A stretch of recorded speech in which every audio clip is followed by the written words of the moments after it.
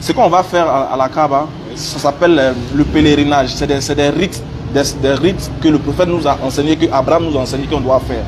Tu vois, non? C'est des rites, on n'adore pas. C'est-à-dire, on fait 7 fois le tour comme le tour de lamentation. Par exemple, les Juifs, là, si tu as connu l'histoire du mur de lamentation, tu verras ce qui s'est passé là-bas. Voilà. Donc, les tours qu'on fait là, c'est des tours symboliques. C'est des adorations, pas à la maison, mais des adorations, c'est des rites. Voilà, on va dire des rites que le prophète nous a enseigné de le faire. Maintenant, la pierre là, que tu vois que les gens veulent aller toucher là, la pierre est symbolique. C'est parce que le prophète a fait ça. Le prophète dans un hadith, le prophète nous dit que cette pierre-là est symbolique. Donc, c'est un truc symbolique que toute personne veut toucher de manière symbolique. C'est pas que quand tu touches pierre là, ça efface tes péchés puis tu t'en vas au paradis. Hein. Non.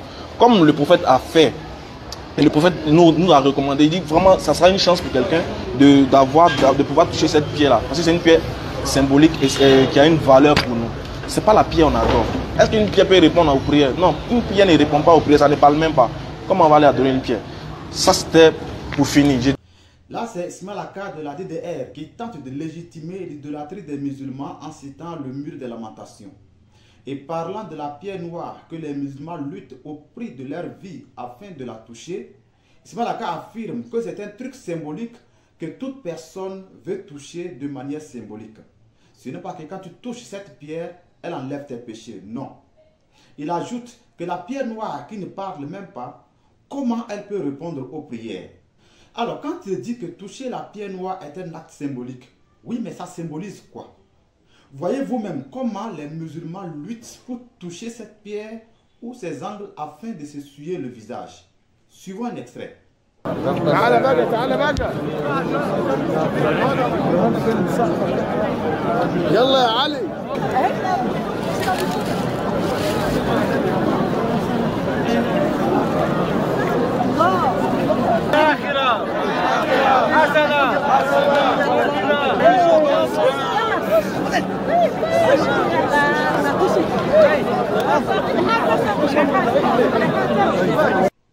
Alors, vous savez pourquoi les gens luttent ainsi pour toucher cette pierre ou ces coins? Eh bien, Ismail Aka et son maître Diané, écoutez-moi très bien. C'est parce que le prophète a dit que la pierre noire vient du paradis et qu'elle efface les péchés. Au départ, elle était blanche comme le lait. Et ce sont vos péchés qui l'ont rendue noire. C'est vraiment aberrant cette histoire. C'est pourquoi vous avez honte de le dire devant les gens. Mais nous allons le dévoiler par la grâce du Seigneur. Jami At-Tirmidhi, hadith 877. Ibn Abbas a raconté que le message d'Allah a dit: la pierre noire est descendue du paradis et elle était plus blanche que le lait. Puis elle a été noircie par les péchés des enfants d'Adam. Donc la pierre de l'angle de la Kaaba que les musulmans luttent pour toucher vient du paradis. Elle était blanche comme le lait. Et ce sont vos péchés qui l'ont noircie. Nous allons lire dans Sahih Bukhari, tome 1, que voici. Rapporté par Nafi, Ibn Umar dit: je n'ai jamais manqué de toucher les deux rukns de la Kaaba, la pierre noire et le coin yéménite, que la foule soit dense ou fluide, depuis que j'ai vu le prophète les toucher. Ubaydullah dit à Nafi: Ibn Umar ralentissait-il le pas entre les deux rukns? Oui, dit-il.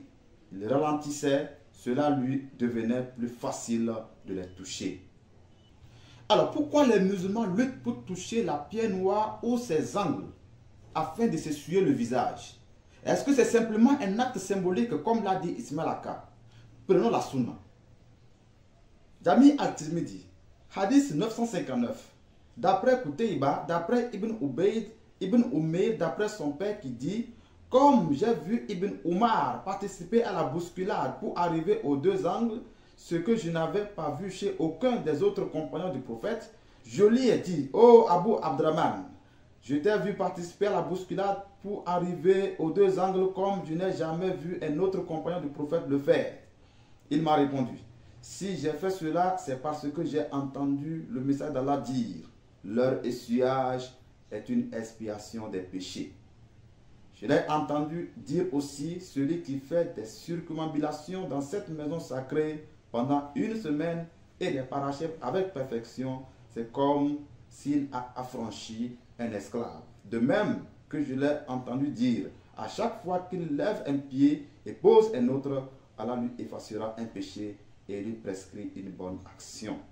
Donc la raison pour laquelle les musulmans luttent ainsi pour s'accrocher à la pierre ou à ses angles afin de s'essuyer le visage, c'est parce qu'elle expie les péchés, c'est-à-dire elle efface les péchés. Alors DDR, arrêtez de mentir sur le prophète.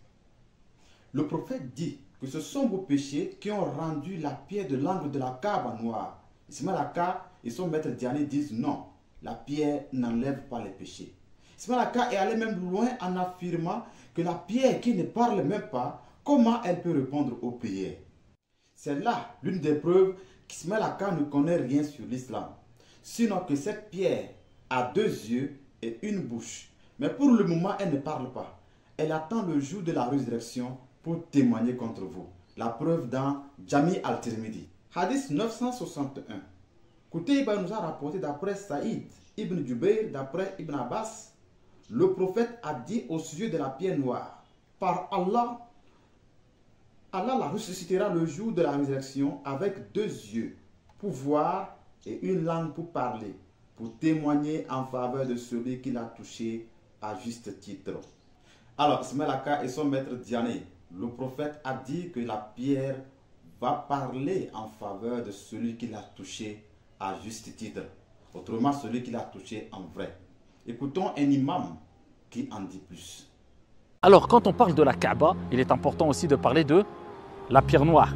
Et la pierre noire, c'est une pierre du paradis qui était aussi blanche que le lait. Elle était blanche, mais de par la cause des péchés des enfants d'Adam, elle est devenue noire, ce qui nous rappelle que les péchés noircissent.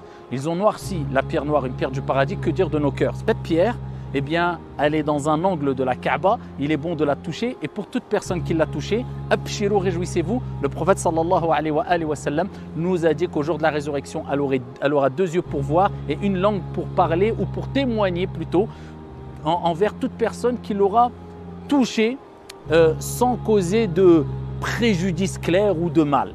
Donc elle témoignera au jour de la résurrection. J'espère que vous avez suivi ce que ce prédicateur musulman a dit. Alors Ismaël Aka et son maître Diané ne connaissent rien de tout cela. Cherchez à connaître d'abord l'islam et son prophète. Vous comprendrez que l'islam ne repose sur rien.